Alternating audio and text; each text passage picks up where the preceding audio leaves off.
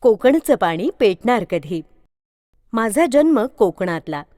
720 kilometre लांबीचा समुद्रकिनारा मला नेहमी भुरळ घालतो.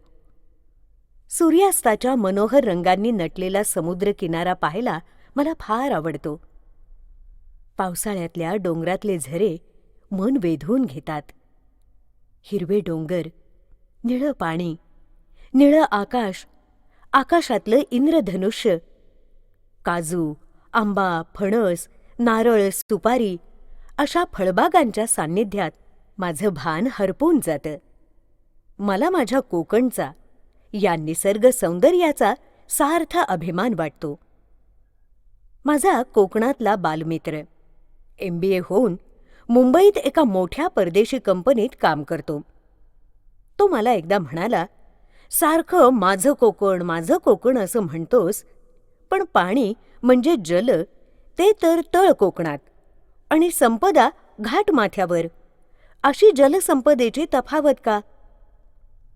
घाटमाथ्यावरच्या शेतकऱ्यांनी द्राक्ष निर्मिती, ऊस निर्मिती, साखर कारखाने, भाजीपाला लागवड ही प्रगती या शेतकऱ्यांनी अथक परिश्रमातूनच साध्य केली. मग कोकण प्रदेशानं पाण्याचा वापर करून प्रगतीचा पुढचा टप्पा का गाठला नाही? मला त्याचं बोलणं एकदम जिव्हारी लागलं. MBA झाला म्हणजे काय? मला शहाणपणं शिकवतोय? माझा मलाच राग आला. मग आम्ही दोघांनी कोकणचं पाणी या विषयावर माहिती गोळा करायचं ठरवलं. आमच्या मनात संघर्षाची ठिणगी पडली होती.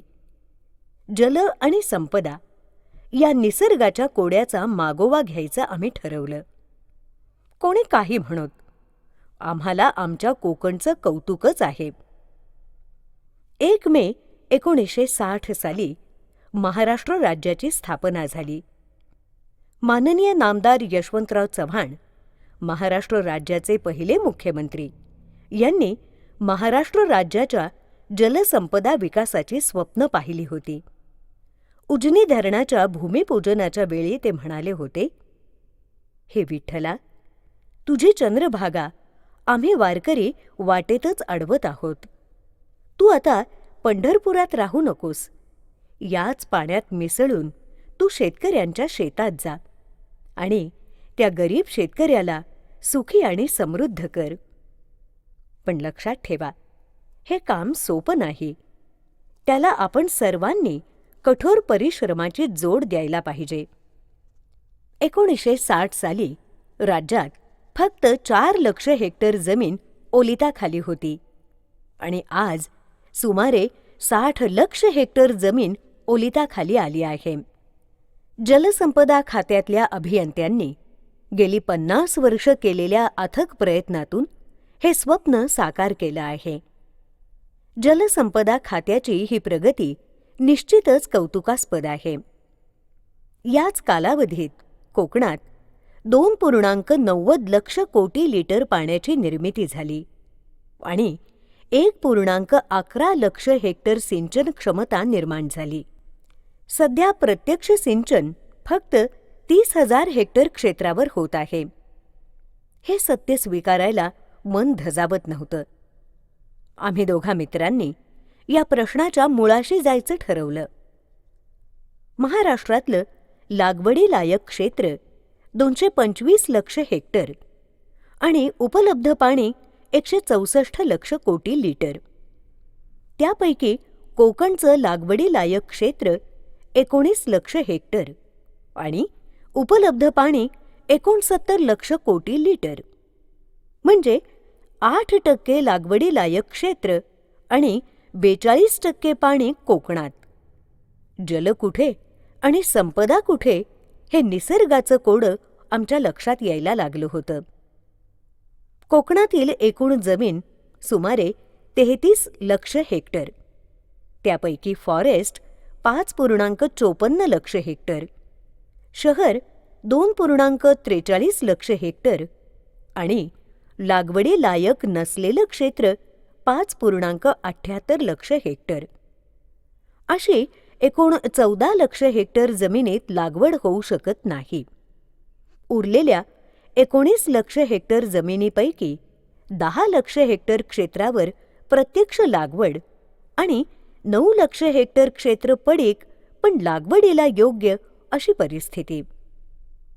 कोकणातील पीक लागवडीचं क्षेत्र कसं आहे ते आपण पाहूया. नारळ 22,000 हेक्टर, काजू 1.66 लक्ष हेक्टर, आंबा 1.70 लक्ष हेक्टर, सुपारी मसाला पिकं मिळून 6,000 हेक्टर, भाजीपाला आणि इतर पिकं 1.5 लाख हेक्टर, भात 4.5 लाख हेक्टर अशी एकूण 10 लक्ष हेक्टर जमीन प्रत्यक्ष लागवडीखाली आहे. ही आकडेवारी गोळा करताना आमची दमछाक झाली. पीक व्यवस्थापन, विक्री व्यवस्थापन यासाठी ही माहिती अचूक असणं गरजेचं आहे. जागतिक बाजारपेठेच्या युद्धात उतरायचं असेल तर ही माहिती त्याच हंगामात वेळेवर उपलब्ध असणं याला अनन्यसाधारण महत्त्व आहे. मुंबई शहराला पाणी पुरवठा हा एक कोकणातला महत्त्वाचा प्रश्न. पूर्ण झालेल्या धरणातून 1.17 लक्ष कोटी लिटर पाणी पुरवठा होतो. भविष्यकाळात पूर्ण होणाऱ्या धरणातून 1.24 लक्ष कोटी लिटर पाणी उपलब्ध होणार आहे. असं एकूण 2.42 लक्ष कोटी लिटर पाणी मुंबई शहराला वर्षाला पुरवण्याचं नियोजन आहे. पाणी गळतीचा विचार केल्यास सुमारे 2 लक्ष कोटी लिटर पाणी उपलब्ध असणार आहे. 2021 साली मुंबई शहराची वर्षाची पाणी मागणी सुमारे 2 लक्ष कोटी लिटर असणार आहे. म्हणजेच मागणी आणि पुरवठा समसमान आहे. मुंबई शहराची भविष्यातली वाढ लक्षात घेऊन नवीन पाणी साठ्याची शोधाशोध आतापासूनच करावी लागणार आहे. कोयना धरणाचं समुद्राला वाहून जाणारं पाणी सुमारे 2 लक्ष कोटी लिटर आहे.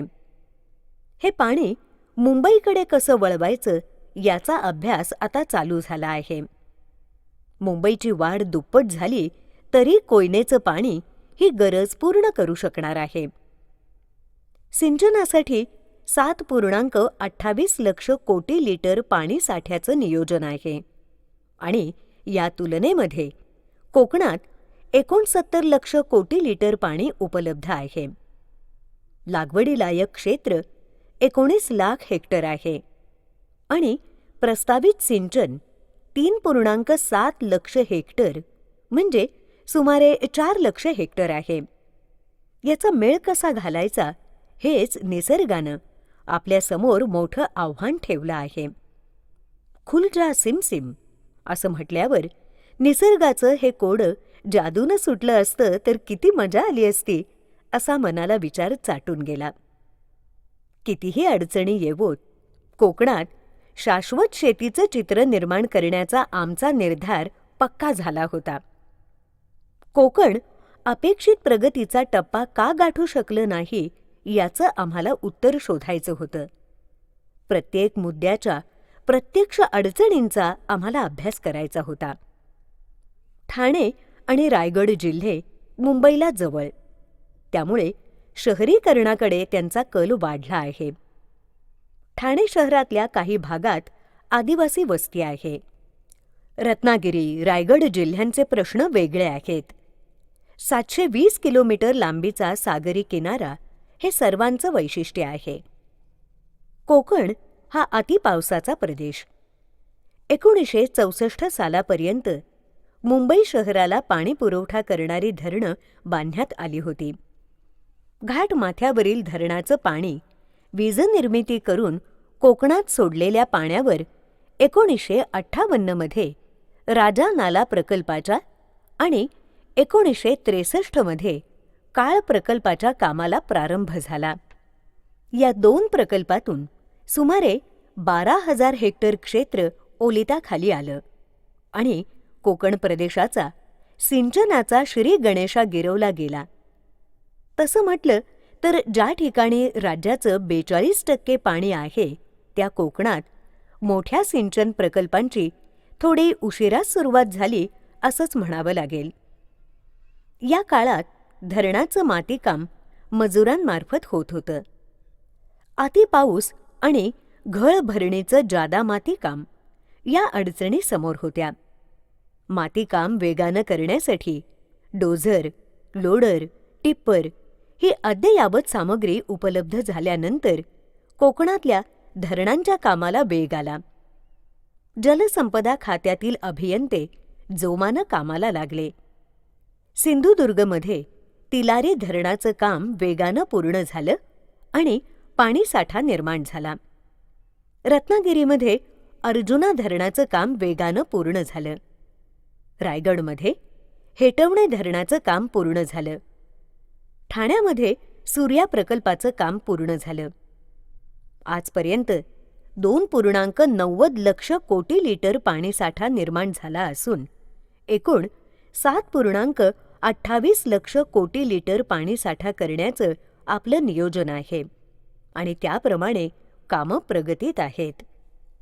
औद्योगिक क्षेत्राची पाणी मागणी आणि मुंबई शहराला पाणी पुरवठा या बिगर सिंचन आणि सिंचन क्षेत्रातल्या वापरातून शासनाला 300 कोटी रुपयांचा महसूल कोकणातून प्राप्त होतो. कोकणात सुमारे 10 लाख हेक्टर क्षेत्रावर लागवड होते. त्यातलं प्रमुख पीक भात हे 4.5 लक्ष हेक्टर क्षेत्रावर पावसाच्या पाण्यावर होतं. सुमारे 4 लक्ष हेक्टर क्षेत्रावरील फळबाग लागवड पावसाचं पाणी, विहिरीचं पाणी, नदीतला पावसाळ्यानंतरचा प्रवाह यावर होते. भाजीपाल्याचं क्षेत्र ही नदी, विहिरी आणि नदीतील उपलब्ध पाण्यावर होतं. म्हणजेच कोकणात भिजणारं हे 10 लाख हेक्टर क्षेत्र कोकणवासियांच्या पिढ्यापिढ्यांच्या निसर्गाच्या अभ्यासातून, परिश्रमातूनच निर्माण झालं आहे आणि म्हणून कौतुकाला पात्र आहे. परंतु धरण पाणीसाठ्यातून निर्मित सिंचन क्षमता 1.11 लक्ष हेक्टर आणि प्रत्यक्ष सिंचन 30,000 हेक्टर क्षेत्रावर, याची कारणमीमांसा आता आम्हाला शोधायची होती. कोकणातल्या जमिनीचं मालकी क्षेत्र गुंठ्यात, लहान खाचराची उताराची जमीन. पावसाळ्यात इथे 100 इंचापेक्षा जास्त पाऊस पडतो. त्यामुळे भात पीक घेतल्याशिवाय पर्याय नाही. जमिनीवरील माती थराची उंची कमी. खरीप हंगाम संपल्यावर जनावरं मोकाटपणे सोडण्याची इथली पद्धत. त्यामुळे रब्बी हंगामात शेती करायची असल्यास शेताला कुंपण घालण्याची आवश्यकता, पण त्याचा खर्च न परवडणारा.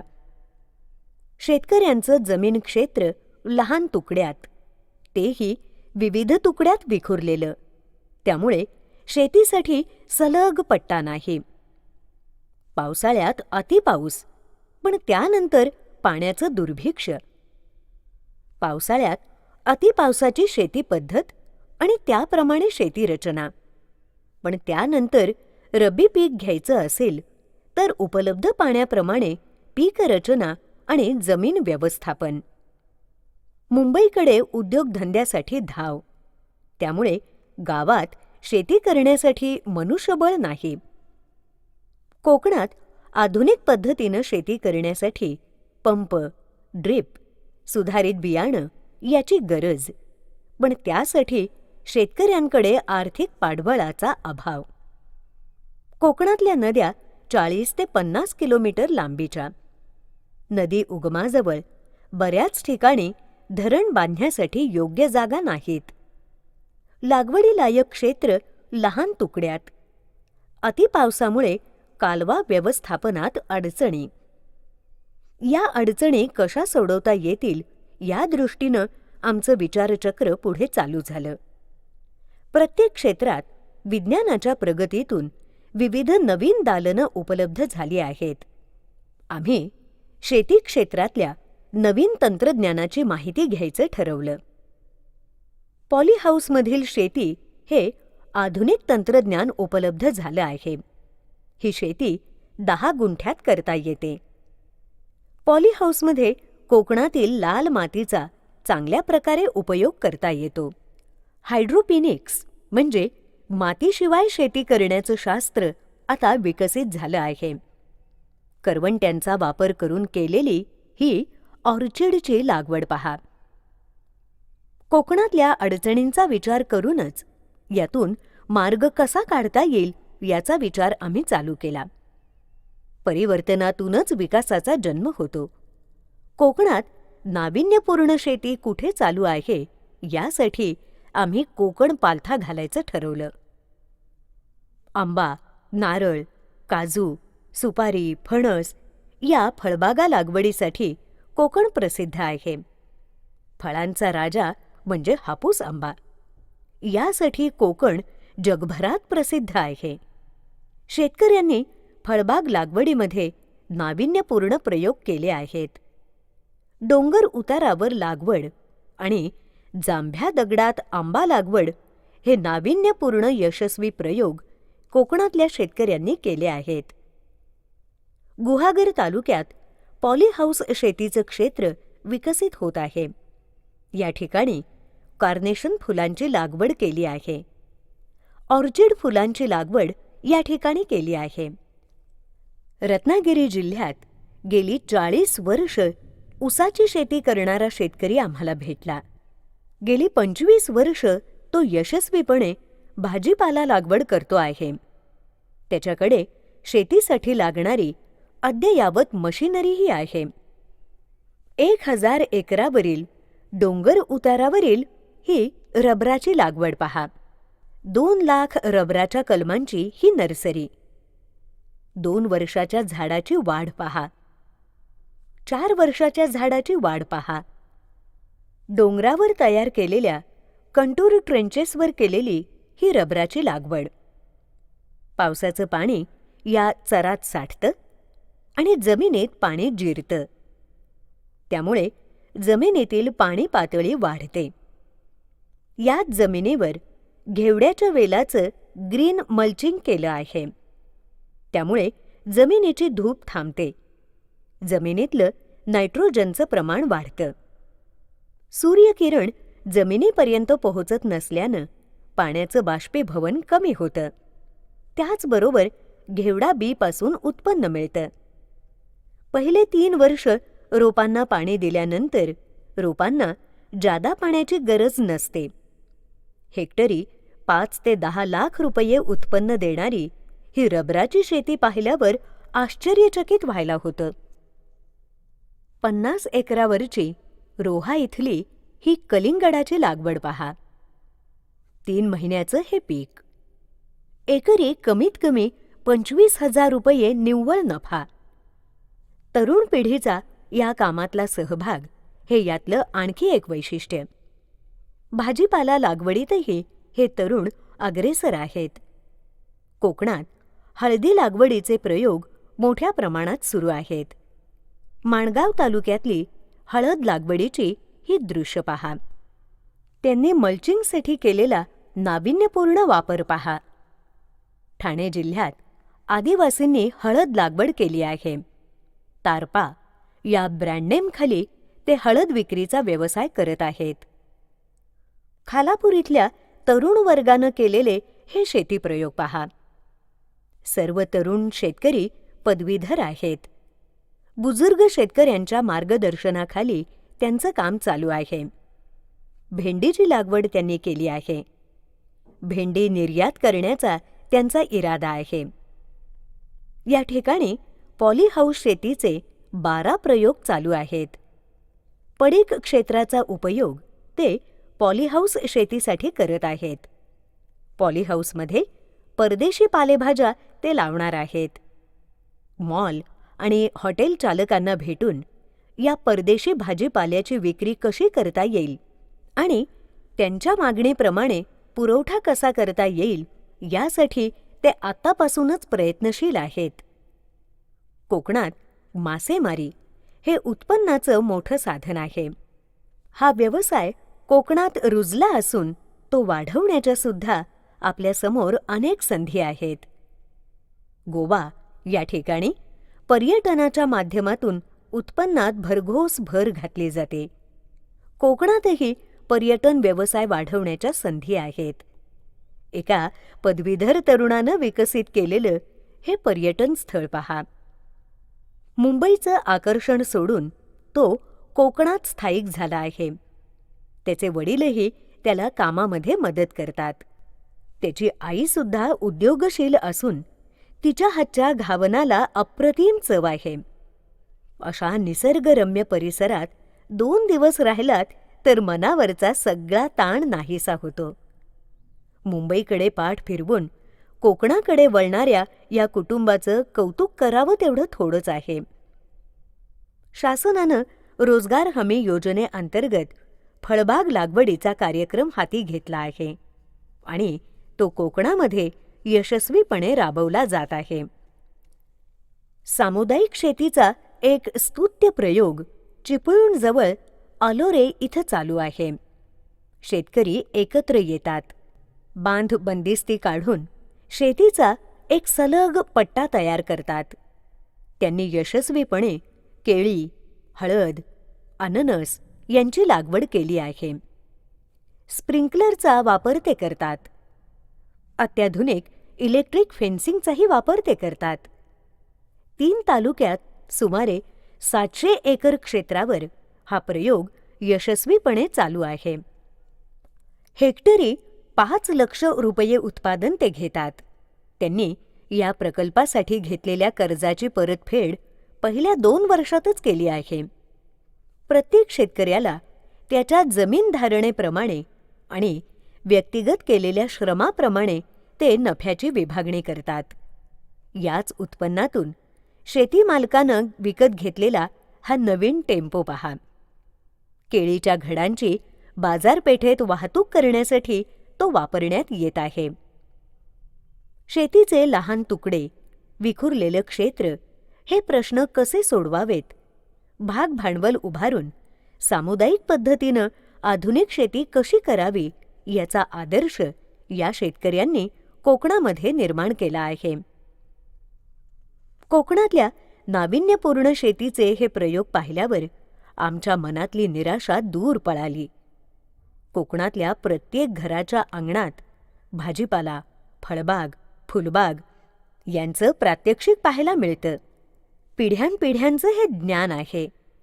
हे तंत्रज्ञान शेतावर कसं पोहोचवायचं आणि कोकणातल्या शेती व्यवसायाला व्यावसायिक स्वरूप कसं देता येईल याचा विचार आम्ही चालू केला. महाराष्ट्रातले इतर शेतकरी कशी वाटचाल करतायत हे आम्ही जाणून घ्यायचं ठरवलं. हा पुण्यातला शेतकरी पहा. 10 गुंठ्याचं पॉली हाऊस, 5 गुंठ्याची 2 शेडनेट, पॅक हाऊस, गोठा, गांडूळखत, ऑफिस, फार्मर्स क्लब, शेतकरी प्रशिक्षण व्यवस्था आणि मजुरांना आणि स्वतःला राहण्याची व्यवस्था असं त्याचं 30 गुंठ्याचं एकूण क्षेत्र आहे. यातून तो वर्षाला 10 लाख रुपयांचं उत्पादन घेतो आणि 4 लाख रुपये नफा कमावतो. शेतकऱ्याच्या घरात रोज 1,000 रुपये आले पाहिजेत असा त्याचा शाश्वत शेतीचा सोपा मंत्र आहे.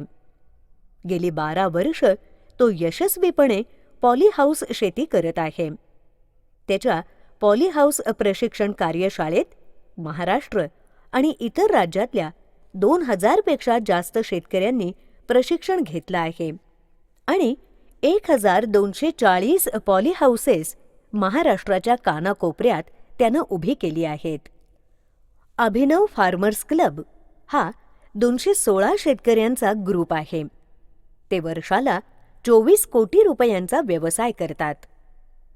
सिन्नर येथील युवा मित्र हा शेतकऱ्यांचा दुसरा ग्रुप पहा. ते अत्याधुनिक पद्धतीनं डेअरी व्यवसाय करतात. फॅट मेजरमेंट आणि प्रत्येक शेतकऱ्याचा दूध पुरवठ्याचा हिशेब ते संगणकाद्वारे करतात. रोज ते 2,000 लिटर दूध संकलन करतात.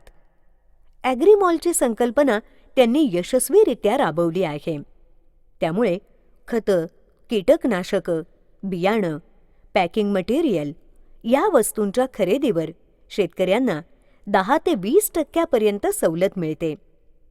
पंप आणि ट्रॅक्टर विक्रीचाही ते व्यवसाय करतात. ड्रीपचं साहित्य स्वस्त दरात खरेदी करून सभासदांनी 80 एकर क्षेत्रावर ड्रीप सिस्टीम बसवली आहे. कांदा, मका, लसूण, परदेशी भाजीपाला या पिकांची त्यांनी यशस्वीपणे लागवड केली आहे. मल्चिंगच्या वापराचा प्रयोगही त्यांनी केला आहे. माती तपासणी लॅबोरेटरी त्यांनी स्थापन केली आहे. या तपासणीप्रमाणे शेतकरी खत व्यवस्थापन करत आहेत. आजपर्यंत या लॅबोरेटरीमध्ये 2000 पेक्षा जास्त माती नमुने शेतकऱ्यांनी तपासून घेतले आहेत. नाशिक इथल्या वाघाड प्रकल्पाचा शेतकऱ्यांचा हा तिसरा ग्रुप पहा. त्यांनी पाणी वापर संस्था स्थापन केल्या आहेत. धरणाचं सर्व पाणी 25 लक्ष रुपयांचा धनादेश देऊन ते दरवर्षी विकत घेतात. ते पाणी 15,000 शेतकऱ्यांना समान पद्धतीनं वाटप करून 10,000 हेक्टरपेक्षा जास्त क्षेत्र भिजवतात. 50% क्षेत्रात त्यांनी द्राक्ष लागवड केली आहे. द्राक्ष निर्यात करण्यासाठी शेतकऱ्यांची स्वतःच्या मालकीची अद्ययावत अशी यंत्रणा आहे. द्राक्ष प्रक्रिया करून ते मनुका निर्मिती करतात. त्यांनी शेतकऱ्यांची प्रोड्युसर कंपनी स्थापन केली आहे. या प्रकल्पावर सुमारे 250 कोटी रुपये शेतीमालाचं उत्पादन होतं. या तीनही शेतकऱ्यांच्या ग्रुपचं वैशिष्ट्य म्हणजे ते पाणी वापर शक्यतो ड्रीप पद्धतीनं करतात. त्यांनी फार्मर ग्रुप स्थापन केले आहेत. फार्मर्स ग्रुपची एक असोसिएशन स्थापन केली आहे आणि शेतकऱ्यांची प्रोड्युसर कंपनी प्रत्येक ग्रुपनं स्थापन केली आहे. शेतीमाल विक्री व्यवस्थापनासाठी www.krishimitre.org ही वेबसाईट त्यांनी सुरू केली आहे. डेटा संकलनासाठी ते अत्याधुनिक टॅब्लेट पीसीचा वापर कसा करायचा ते शेतकरी सभासदांना समजावून देत आहेत. प्रत्येक शेतकरी स्वतःच्या अँड्रॉइड मोबाईलमार्फत वेबसाईटला थेट जोडला जाणार आहे. भविष्यात शेतीमाल विक्री व्यवस्थापन ते संगणकाचा वापर करून करणार आहेत. IBM कंपनीच्या मदतीनं हे काम चालू आहे. संगणक अभियंते, पाटबंधारे खात्यातील अभियंते आणि प्रगतिशील शेतकरी सेवाभावी वृत्तीनं हे काम करत आहेत. हे काम पूर्ण झाल्यावर महाराष्ट्रातल्या सर्व शेतकऱ्यांना हे तंत्रज्ञान विनामूल्य उपलब्ध करून देण्यात येणार आहे. शेती क्षेत्रातल्या या घडामोडी आम्हाला नवीन होत्या. कोकणातल्या शेतकऱ्यांपर्यंत हे नवीन ज्ञान कसं पोहोचवायचं हे आता आमच्या समोरचं मोठं आव्हान होतं. आधुनिक शेतीचं सूत्र आहे टाय-अप मार्केट, म्हणजे मागणीप्रमाणे लागवड करण्याचं तंत्र. वर्षभर मागणी असणारा शेतीमाल कोणता आणि ते मार्केट कुठं आहे ते आम्हाला आता शोधायचं होतं. मुंबई मार्केट तसं कोकणाला जवळ. रस्ते, रेल्वे या वेगवान दळणवळणाची चांगली सोय आता उपलब्ध आहे. 12 महिने रोज लागणारी वस्तू म्हणजे दूध आणि भाजीपाला. मुंबईचा भाजीपाला कोकणातून पुरवता येणार नाही का असा मनात विचार आला आणि मग प्रकल्प अहवालाची जुळवाजुळव सुरू झाली. मुंबईची लोकसंख्या सुमारे 1.25 कोटी.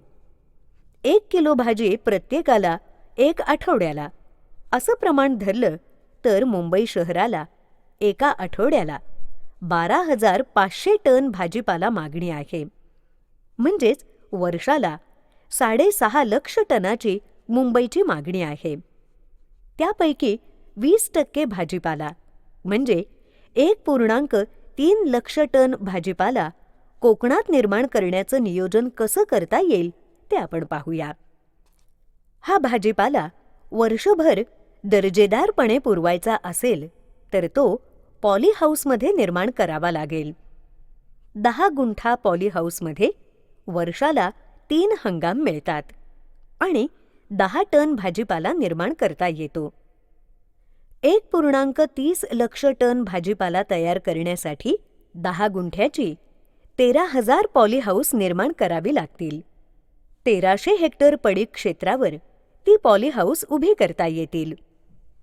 10 गुंठे पॉलीहाऊस आणि त्याला पॅकहाऊसची जोड दिल्यास 11 लाख रुपये खर्च लागतो आणि त्याला 5.5 लाख रुपये अनुदान मिळतं. या सर्व प्रकल्पाची एकूण किंमत सुमारे 1,500 कोटी रुपये. प्रत्येक शेतकरी वर्षाला 4 लाख रुपयांचा भाजीपाला निर्माण करेल आणि त्याला 2 लाख रुपये फायदा होईल. हा भाजीपाला सेंद्रिय तसंच काही परदेशी भाजीपाला असेल. सॉर्टिंग, ग्रेडिंग, आकर्षक पॅकिंग केलेला हा भाजीपाला असेल. त्यामुळे त्याला निश्चितच चांगला भाव मिळेल. हा भाजीपाला व्यवसाय सुमारे 500 कोटी रुपयेपेक्षा अधिक रकमेचा होऊ शकेल. या यंत्रणेचा पाया मजबूत झाल्यावर हीच यंत्रणा परदेशी भाजीपाला जागतिक बाजारपेठेला पाठवून व्यवसाय वाढवू शकेल. शेतावर, उघड्यावर निर्माण केलेल्या भाजीपाल्याची विक्रीही या यंत्रणेमार्फत करता येईल. भाजीपाला संकलन, सॉर्टिंग, ग्रेडिंग आणि पॅकिंग हे काम गावातील महिला बचत गट करतील. मुंबईतील भाजीपाला वितरण मुंबईतील महिला बचत गट करेल. भाजीपाला आकर्षक पॅकिंगमध्ये थेट ग्राहकाच्या घरात पोहोचेल. डबेवाले संघटनांचीही या कामी मदत घेता येईल. ही पुण्यातली गृहिणी पहा. ती कोकणातली आहे. कोकणाचा तिला अभिमान आहे. दरवर्षी तिच्या गावचे शेतकरी हापूस आंबा तिच्या घरी पोहोचवतात. ती ते आंबे आकर्षक पॅकमधून ग्राहकांकडे पोहोचवते. सवलतीच्या दरात ग्राहकांना दर्जेदार आंबे मिळतात आणि शेतकऱ्यालाही फायदा होतो. वर्षाला ती 1 लाख रुपयांपेक्षा जास्त रकमेचा व्यवसाय करते. भाजीपाला वितरणासाठी मुंबई शहरातल्या कोकण प्रेमींना एकत्र आणून प्रत्येक गृहसंकुलाची मोठी बाजारपेठ आपल्याला अशा प्रकारे काबीज करता येणार नाही का? हा व्यवसाय यशस्वी करायचा झाला तर एकटा शेतकरी ते करू शकणार नाही. आपल्याला त्यासाठी संघटितपणे काम करावं लागेल.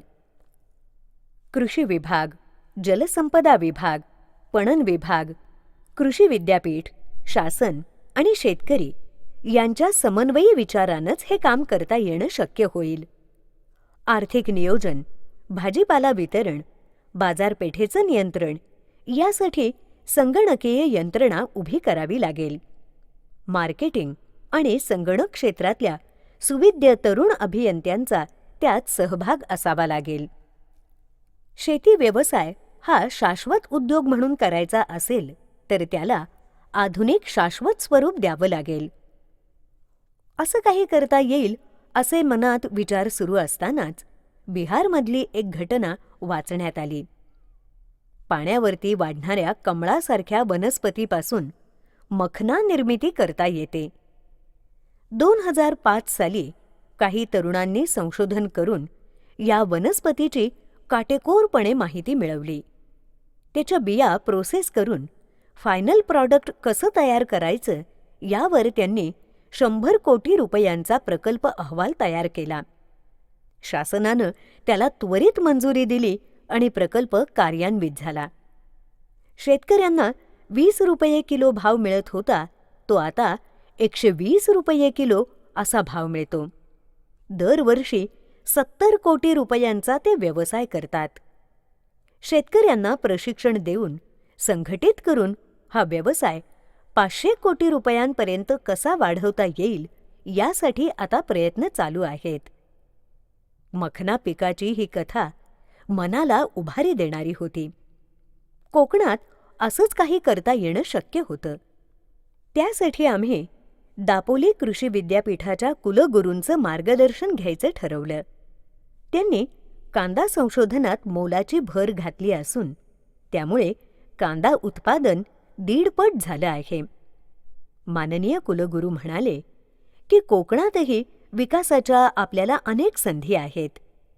पडीक क्षेत्रावर लागवड, सुधारित वाणांचा वापर, जुन्या बागांवर आधुनिक तंत्रज्ञानाचा वापर तसंच प्रोसेसिंग प्रक्रियेला प्राधान्य अशा अनेक पर्यायांचा यशस्वीपणे वापर करून आपल्याला उत्पन्नात भर घालता येईल. त्यासाठी शेतकरी आणि शेतीशास्त्रज्ञ यांच्या सहकार्याचं विस्तृत जाळं विणण्याची गरज आहे. आम्ही या पर्यायांचा विचार सुरू केला. आपल्याकडे 9 लाख हेक्टर पडीक जमीन आहे. त्यातील 2 लाख हेक्टर जमीन आपल्याला विकसित करून पुढच्या 5 वर्षात लागवडीखाली आणता येणार नाही का? 4.5 लाख हेक्टर क्षेत्रावर आपण भातशेती करतो आणि त्यातून आपण 11 लाख टन तांदूळ निर्मिती करतो. म्हणजेच आपण हेक्टरी सुमारे 2.5 टन उत्पादन घेतो. विद्यापीठानं 6.5 टन हेक्टरी उत्पादन देणाऱ्या जाती विकसित केल्या आहेत. फिलिपाईन्समध्ये त्याचा यशस्वीपणे वापर केला जात आहे. काजू आणि आंबा पिकांच्या जुन्या बागांवर प्रोनिंग, खत व्यवस्थापन, पाणी व्यवस्थापन यावर संशोधन करून उत्पन्नात भर कशी घालता येईल याची पद्धत आता विकसित केली आहे. तिप्पट उत्पन्न देणारी संकरित आंबा जात आता विकसित करण्यात आली आहे. 150 नारळ प्रति झाड प्रतिवर्ष उत्पन्न देणाऱ्या जाती विद्यापीठानं विकसित केल्या आहेत. जायफळ, दालचिनी, लवंग, वेलची, काळी मिरी या पिकांची लागवड हा नारळ बागांची उत्पादकता वाढवण्याचा एक चांगला पर्याय आहे. विद्यापीठानं त्यासाठी लाखी तंत्रज्ञान विकसित केलं आहे. काजू पिकाला मोहोर आणि फळधारणा नियमित होते. कोकणातली काजू उत्पादकता ही भारतात सर्वाधिक आहे. विद्यापीठानं जादा उत्पन्न देणाऱ्या जाती विकसित केल्या आहेत. काजू बीच्या 5 पट काजू बोंडाचं वजन आहे. काजू बोंडाची काढणी, पश्चात हाताळणी, योग्य प्रकारची वाहतूक, साठवण आणि प्रक्रिया यावर संशोधन करणं जरुरीचं आहे. यातून उत्पादनात भरघोस वाढ करणं शक्य आहे. बांबूपासून 5 वर्षात उत्पन्न चालू होतं. ही लागवड कोकणात मोठ्या प्रमाणात करणं शक्य आहे. कोकणातला फळ प्रक्रिया केंद्राचा आढावा घ्यायचा आम्ही ठरवलं. लोणची तयार करणारा हा उद्योजक पहा. गेली 10 वर्ष तो यशस्वीपणे हा व्यवसाय करत आहे. जांभूळ सरबताबरोबर इतर सरबतं तयार करणारी ही उद्योजक महिला पहा. गेली अनेक वर्ष ती हा व्यवसाय करत आहे. अद्ययावत यंत्रसामुग्रीचा ती मोठ्या कौशल्यानं वापर करत आहे. काजू व्यवसाय करणारा हा तरुण उद्योजक पहा. काजू कटिंगचं काम चालू आहे. तयार काजूंची ग्रेडेशन हे चांगला दर मिळवण्यासाठी आवश्यक आहे. घरातल्या सर्वांचा या कामात सक्रिय सहभाग आहे. कोकणात तरुण उद्योजक तयार व्हावेत म्हणून त्यांनी 2 एकर जमीन काजू व्यवसाय कार्यशाळेसाठी दान केली आहे. महिला बचत गटांच्या व्यवसायासाठी त्यानं जमीन दान दिली आहे. हा तरुण उद्योजक मसाले तयार करण्याचा व्यवसाय करतो. घरातले सर्वजण त्याला या कामात मदत करतात. खेडोपाडी माल नेऊन तो त्याची विक्री करतो. हा तरुण उद्योजक पहा. आवळा, लिंबू, कोकम या सरबतांचा घरातले सर्वजण मिळून व्यवसाय करतात. सोलकढ हे तयार करण्यासाठी खोबरं किसून त्याचा रस काढण्यासाठी ते नाविन्यपूर्ण मशिनरीचा वापर करतात. ते सोलकढी घरात तयार करतात. या घरगुती सरबतांना अप्रतिम चव आहे. त्यामुळे या सरबतांना मोठा ग्राहक वर्ग निर्माण झाला आहे. हा शेतकरी उद्योजक पहा. भाजी आणि खाद्यपदार्थांची फ्रोझन फूडची त्याची कंपनी आहे. दरवर्षी तो 6,000 टन माल परदेशी पाठवतो. कंपनीमध्ये स्वच्छतेचे नियम अगदी काटेकोरपणे पाळले जातात. भाजीपाला कापण्यासाठी त्याच्याकडे अद्ययावत मशिनरी आहे. कापलेला भाजीपाला सरकत्या पट्ट्यावरून म्हणजे कन्व्हेअर बेल्टवरून निवडला जातो. नंतर थंड आणि गरम पाण्यात तो धुतला जातो. त्यानंतर तो सुकवून उणे 20 डिग्री तापमानाला पॅक करून कोल्ड स्टोरेजमध्ये साठवला जातो. नान तयार करण्याचं काम चालू आहे. नान व्यवस्थितपणे भाजण्यात येत आहेत. भाजलेले नान पॅक करून कोल्डरूमकडे पाठवण्यात येतात. सामोसा तयार करण्याचं काम चाललंय. त्यासाठी कन्व्हेअर बेल्टचा वापर करण्यात येतो. तयार झालेले सामोसे ट्रेमध्ये भरण्याचं काम चालू आहे. सामोसे पॅक करण्याचं काम चालू आहे. पॅक केलेले सामोसे कोल्डरूममध्ये ठेवण्यात येतात. मक्याच्या दाण्यांचं पॅकिंग चालू आहे. वजनाप्रमाणे पिशवीत मक्याचे दाणे भरले जातात. कन्व्हेअर बेल्टवरून दाण्याची पाकिटं पुढे सरकत आहेत. दाण्याची पाकिटं बॉक्समध्ये पॅक होत आहेत. बॉक्समध्ये पॅक केलेला सर्व माल कोल्डरूममध्ये साठवला जातो. कोल्डरूममधून पॅक मटेरियल कंटेनरमध्ये भरण्यासाठी नेलं जात आहे. दर महिन्याला 22 कंटेनर परदेशी पाठवले जातात. सर्व प्रकारच्या भाज्या ते परदेशी पाठवतात. खाण्याचे रेडी टू ईटचे अनेक पदार्थ ते परदेशी पाठवतात. प्रक्रिया उद्योगातील तरुण उद्योजकांची ही भरारी पाहून आम्ही भारावून गेलो.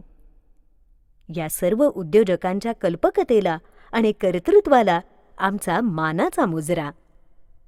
भाजीपाला, कोकम, जांभूळ, करवंद, रामफळ, फणस यांची व्यापारी तत्वावर एकत्र लागवड केल्यास कोकणातील प्रक्रिया केंद्रासाठी कच्चा माल मोठ्या प्रमाणात उपलब्ध होऊ शकेल आणि त्यातून तरुण उद्योजक निर्माण होऊ शकतील याचा आत्मविश्वास आमच्यामध्ये निर्माण झाला होता. कोकणाच्या विकासाच्या दृष्टीनं संधींचे अनेक पर्याय आमच्या समोर उलगडत होते. शेतकरी आणि कृषीशास्त्रज्ञांचं जाळं विस्तृत आणि घट्ट करण्याची गरज आमच्या लक्षात येत होती. कोकणाला 69 लक्ष कोटी लिटर पाण्याचं वरदान आहे. त्यातून 69 लक्ष हेक्टर जमीन ओलिताखाली येणं शक्य आहे. सिंचन प्रकल्पापासून 4 लक्ष हेक्टर जमीन ओलिताखाली आणण्याचं आपलं नियोजन आहे आणि प्रत्यक्षात फक्त 30,000 हेक्टर क्षेत्र सध्या लागवडीखाली आहे. प्रत्येक सिंचन प्रकल्पावर पाणी वापर संस्था स्थापन करून शेतकऱ्यांच्या सहभागातून 100% क्षेत्र कसं ओलिताखाली आणता येईल यासाठी आपल्याला कठोर परिश्रम करावे लागतील. भविष्यात पाण्यावरून युद्ध होईल असं म्हणतात.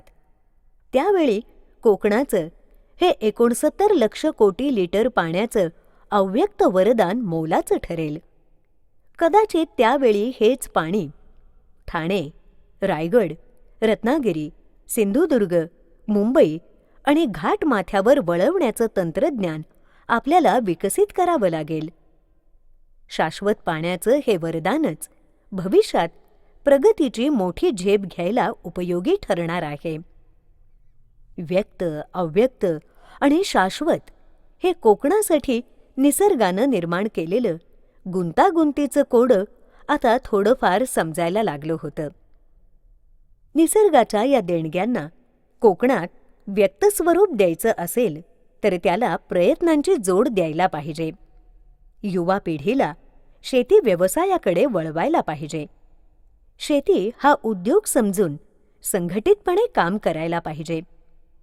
जागतिक बाजारपेठेच्या शर्यतीत यशस्वी होण्यासाठी व्यावहारिक कौशल्याची जोड द्यायला पाहिजे. कोकणचा कॅलिफोर्निया व्हायला पाहिजे असं प्रत्येक कोकणवासियाचं स्वप्न आहे. हे स्वप्न सत्यात कसं आणता येईल आणि कोकण प्रदेशाचं शेती उत्पन्न तिप्पट कसं करता येईल याचा मार्ग आता समोर दिसू लागला होता.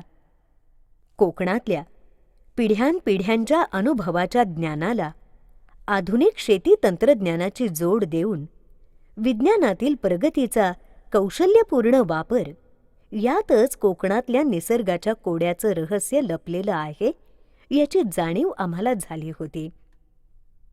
माका एक माय भेटली.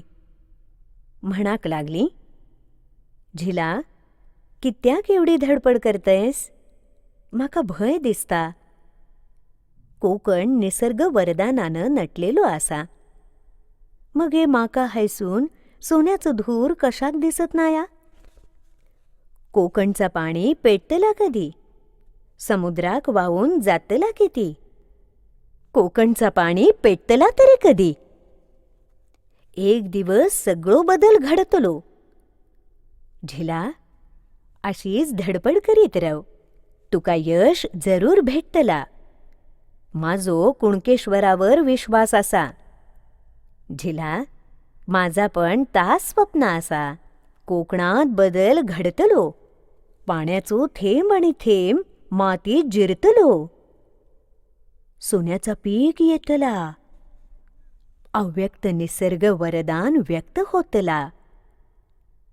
मी वाट बघतसे त्या आधुनिक परशुरामाच्या पुनर्जन्माची. जल पण कोकणात, पण संपदा पण कोकणातच, अशी क्रांती तो घडतलो.